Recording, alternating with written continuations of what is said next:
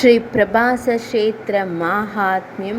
ஸ்ரீ சத்குரு கூறினார், கிழக்கு நதியான சரஸ்வதி புனிதமானது மற்றும் அனைத்து பாவங்களையும் அழிக்கிறது. கர்தம முனிவர் முன்பு பெரும் துறவறம் செய்த கரையில் சரஸ்வதி நதியின் சங்கமத்தில் நீராடிய பிறகு மரியாதையாக தற்செயலாக இருந்தார். எல்லா பாபங்களிலிருந்தும் விடுபட்டு புண்ணிய உலகத்தை அடைகிறார். அங்கே சிவபெருமானின் ஒளிமயமான சோமநாதரை தரிசிக்க வேண்டும். சோமயாகத்தின் பலனை பெற்று சொர்க்க வாசத்தை அடைகிறான். ஆன்மீக குருவின் சாபத்தால் சோமாவிற்கு காசநோய் ஏற்பட்டது. முற்காலத்தில் இங்கு சிவபெருமானை வழிபட்டு நோயிலிருந்து விடுபட்டார். அதுவே பிரபாச க்ஷேத்திரம் எனப்படும் உன்னத இடம். கண்டிப்பாக அங்கு சென்று புண்ணிய காரியங்கள் செய்ய வேண்டும்.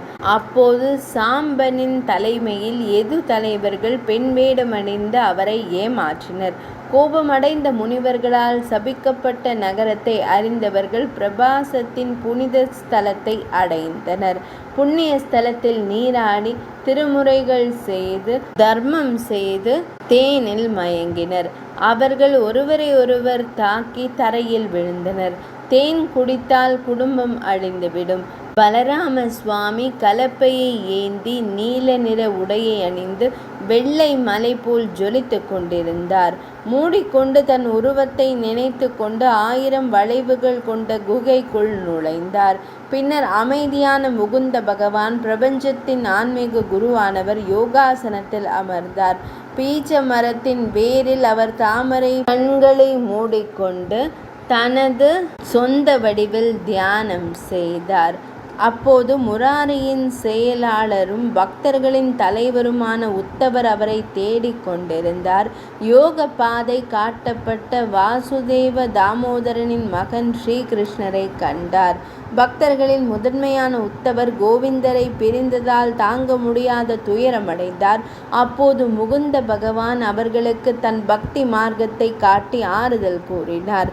இவ்வாறு பொருட்களிலிருந்து பற்றின்மை மற்றும் நித்தியத்தில் சுயம் என்ற தனி நிலை. பிரபஞ்சத்தின் ஆன்மீக குருவான உத்தவரிடம் மனித குலத்தின் தலையாய நோக்கமான ஸ்ரீகிருஷ்ண பக்தியை பற்றியும் பேசினார். பின்னர் தனது கணவரின் கட்டளைப்படி பரமபுருஷ பகவானின் திருப்பாதங்களில் தன் பாதங்களை வைத்தார். ஆதர்ஷ தெய்வமான உத்தவரின் காலடி சுவடுகளை பெற்று பதரி வனத்திற்கு புறப்பட்டார். பீஜ மந்திரத்தின் வேரில் பரமபுருஷ பகவான் அனைத்து மாய சக்திகளுக்கும் அதிபதியான முகுந்தன் இருக்கிறார். இந்த இயற்கைக்கு மாறான மங்கள வடிவம் அதை யோக சக்தியால் மூடியது.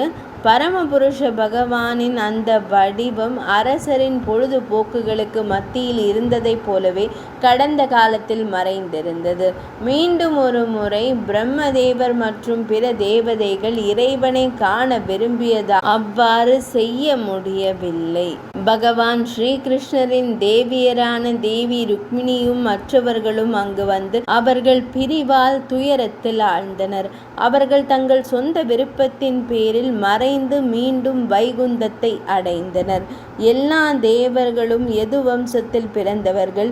ஒருவன் தேனை உட்கொண்டால் அவனுடைய குடும்பம் அழிந்துவிடும். இவ்வாறு கலியுகத்தில் தம்மை மக்களுக்கு காட்டி உடனே நீ மறைந்து சொர்க்கம் சென்றாய். பரமாத்மாவாகிய ஸ்ரீகிருஷ்ண பகவான் அவதரித்த பிரபாச என்ற புகழ்பெற்ற புனித ஸ்தலம் உள்ளது.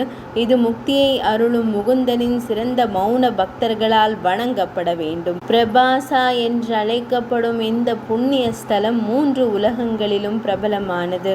இங்கு சரஸ்வதி நதிகள் சங்கமிக்கும் இடத்தில் மரியாதையுடன் நீராட வேண்டும்.